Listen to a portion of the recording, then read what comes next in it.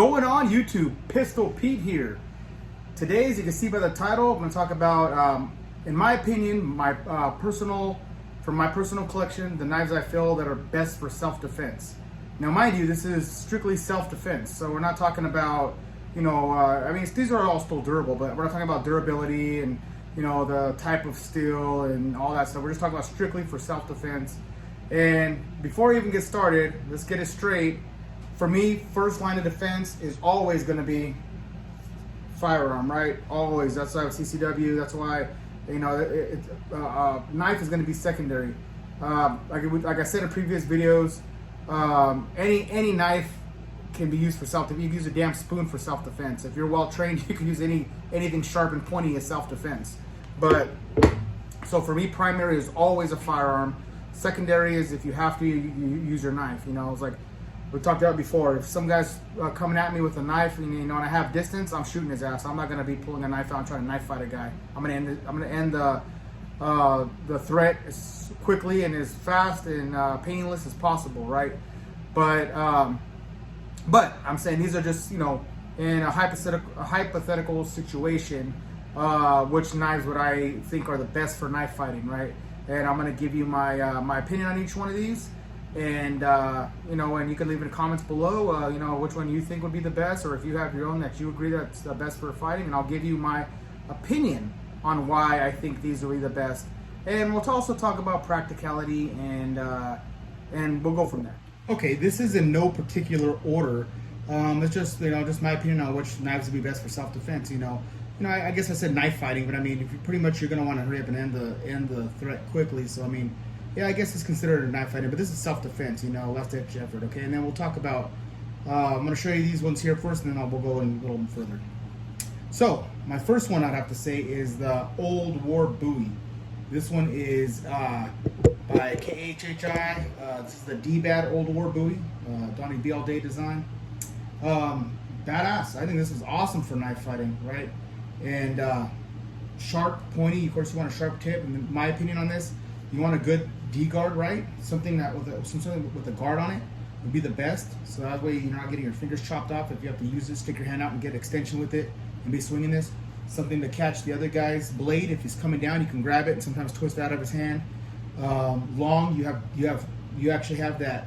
This one here is a 15-inch blade length. So this one here you actually have the reach if you need to. Gives you a little bit of extension, so you have that over the other guy if you have the longer knife, and it's not too heavy. This is a little under a 1/4 inch thick, so it's still light and maneuverable in the hand. But let me go to the next one, and then I'll give you my opinion though on these. I'm gonna set these up here as I go. Next would be the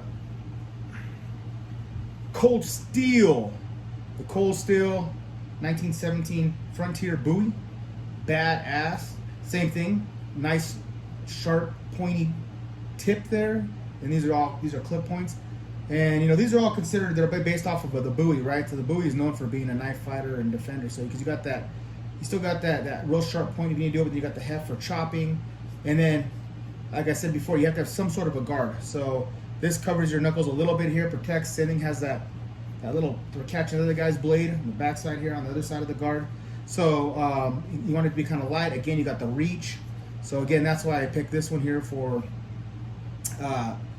another one for this. Like I said, no particular order. I'm just going, this is as I go. Not one's the least of the best. They're all going to be great for fighting. Like I said, it comes down to it. Any knife, if you know how to use a knife, any knife's good for knife fighting. But to have the best advantage, you want to have some of these features here, like guards and things to block and to deflect other blades. Again, kind of lightweight. It's thinner, so you can maneuver it pretty easy. You want to be able to maneuver it fast. All right, let's go to the next one here. Man, this one's awesome. This is a Frost Cutlery, and this is considered a fishing knife, but come on, we all know it's designed for fighting. So super cool, lightweight. Has that skull crusher pommel there, so if you need to smack someone in the head and the back, you got the brass knuckle type guard here for blocking your fingers and punching someone's skull. You got the fish hook there in the back for gutting, they say, but you do got a pretty sharp tip here. Slender again, lightweight. You have the guard in the back here for deflecting the blade if it comes down at you. Awesome freaking, get in the picture. Awesome knife, just awesome. Another one there. Let's set that on the table. I love those frostwood handles, by the way. Those are freaking awesome. I love the way the handles look. All right, and then next would be the Wyatt Hines. Wyatt Hines, the Rhino. I forgot, man. I'm losing my head today. Freaking the Rhino. Awesome defense knife as well. You know, this one doesn't have too much of an intricate guard, but it does have that same thing, that skull buster in the back for breaking skulls. It does have a pretty good deep choil, kind of a finger guard there a little bit. You got that, the same thing, the clip point with that sharp, acute tip for stabbing. You got that mask for slashing. Another awesome knife. The only thing this one is missing, I said, is some sort of a guard, which, you know, obviously these three have at least the full-on top guard, but they don't have the D guard. This one only has a D guard.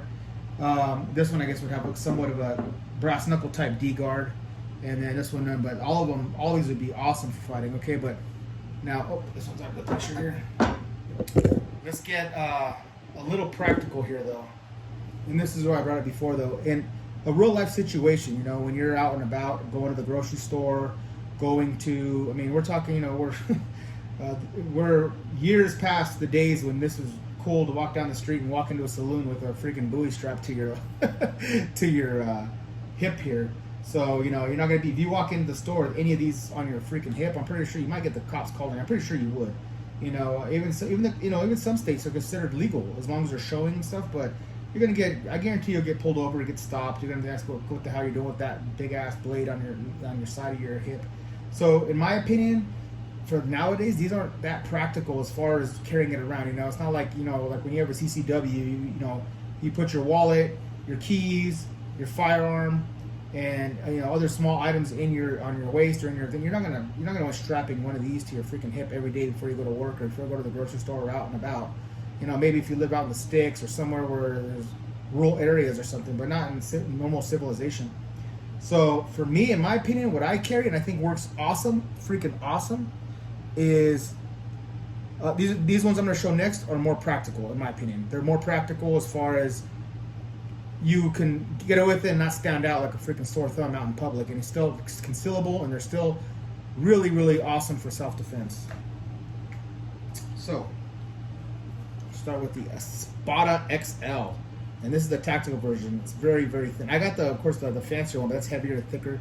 This one here is more for a carry, in my opinion. You know, you can carry both, but this one here is so, even though it's so big and so thick, it's so easy to carry, so manageable. I mean, it's still a big ass knife.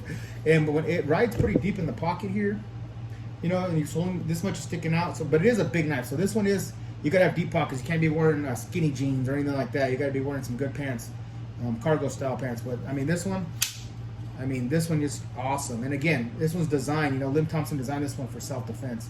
You got all these different positions you can get into, mid grip, back in the rear. This one here gives you the reach. So now you're good for getting a good distance away from someone trying to attack you, you know. And then of course it's light, so you got that for slashing ability and maneuverability. It's awesome. Can't go wrong with that. But since this one is so big, in my opinion, I mean, there is some people that really carry this, but again, for me, it's going to be unpractical as everyday carry. I mean, this is not something you want to put in because it's not too heavy. It's not, once it's the weight, it's just the length and the size. I mean, this is a pocket filler. So this would have to have a dedicated pocket, man. You put other stuff in here with it, it'd be kind of uncomfortable. You start throwing keys and wallets and things mixed in with this. So in my opinion, the two that would be best to carry every day and doesn't really affect me too much when in the pocket would be the Towel War. This is awesome self-defense because you still got that great different grips you can put your hand into. And you know, mind you, these two can also serve as just everyday user knives. You know, it's just the utility knives. They're great for that, but they're also great for self-defense. You got that acute tip, and I love how Cold Steel made that flares out the tip a little bit to give you a little bit more beef in the tip, but you still got that acute point. You can still go back, the very far back, and you still got good reach. You know, maybe not as much as the Aspara XL, but you're still going to do damage with this, let me tell you. And this thing slices like no other, man. This thing freaking like butter. You go through pretty much anything like butter, man. This will slice through clothing. So this one, and then the other one that's familiar to this is going to be the Aspara large. And this one, to be honest with you, is one I carry the most. As you guys know, I told you in the last video. This always goes. Well, actually, you know, the Towel War too, but the Aspara large. To me, it's perfect size. It's perfect freaking size. This you have awesome defense with. You have, you know, and you can carry it every day. You forget it's in your pocket. Super light, super thin. Has a triad lock, so you don't have to worry about this folding on your hand or your fingers, man. This thing holds like over 700 pounds of weight on the blade. So, I mean, you got that assurance that it turns into almost a fixed blade when you open this thing up. And kind of, you know, makes these a little obsolete for nowadays, right? Carrying. Now, would these probably do better? Or these would. I 100%, in my opinion, would agree these would be better, obviously, in a knife fight, right? You got super long, you got way longer blades, you got D guards, you got this, but are you going to be really carrying these? No. In my opinion, no. Maybe there's a couple of you guys out there that are still cowboy era, man. Maybe you live back in some, you know, parts of the town where you have a real small town, you're riding a horse in to get your groceries and you can carry that, but where I live in California, you can't do that. So this right here in the pocket is, in my opinion, is perfect for self-defense. And this last one I'm going to show, it's a little bit outside of this type of realm, but it's still considered, in my opinion, a defense knife. And I'm going to show you this right now. This is the last one here. Well, this is a flashlight bat. So this one here is a light, and also what's cool about it, so this was made out of aircraft aluminum, so it's really solid, really tough. So if you don't want to use lethal force, you can just beat the hell out of someone. You still might hurt them, kill them with this. So, you know, it's solid aluminum here. But what's cool about this, and it's screw off. So this is the part that I have a complaint about. I wish they made something where it can still be secure, but maybe like a click in or a button where you push and snaps in. You just push the button and pull it out. I think it would be better, because this, in an urgent situation, it takes too long to unscrew. But this unscrews. But when it does unscrew, you got a little knife in there, and that's a pointy little knife, pointy ass little knife. I just wish they made some way of making it faster deployment than just have to unscrew it, because, like I said, if you're in a panic, that's going to feel like an eternity trying to unscrew this to use it. But what I like about this, and this part too, though, what's cool about this is you take this off, and you screw it onto here,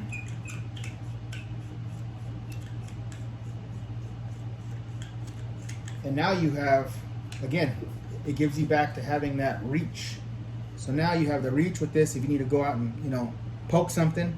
You know, I usually carry, now you know, I'm an animal lover, so I don't ever want to have to hurt a dog, so I carry a taser now. The same one of these, just like this, but with a taser.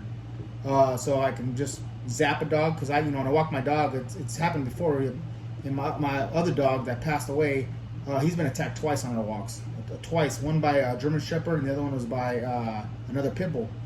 And thank God, the owner was there. One of them had pulled him off. The other one, I ended up shocking him and getting him off, and he ran away, which was, thank God, that happened. I didn't have to kill it.